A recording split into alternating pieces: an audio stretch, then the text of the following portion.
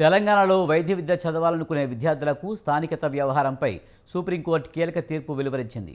తెలంగాణలో వైద్య విద్య చదవాలనుకునే విద్యార్థులకు 4 ఏళ్ల స్థానికత తప్పనిసరి చేస్తూ తీర్పునిచ్చింది. ఇదే అంశంపై తెలంగాణ ప్రభుత్వం విడుదల చేసిన జీవోను అత్యున్నత న్యాయస్థానం సమర్థించింది. 9 నుంచి ఇంటర్ వరకు తెలంగాణలో చదవాల్సిందేనన్న నిబంధనను సుప్రీంకోర్టు సమర్థించింది. ఇదే అంశంపై రాష్ట్ర ప్రభుత్వ జీవోను సమర్థించింది. High court single judge division bench గత ఉత్తర్వులను పక్కన పెడుతూ సుప్రీంకోర్టు తీర్పు ఇచ్చింది.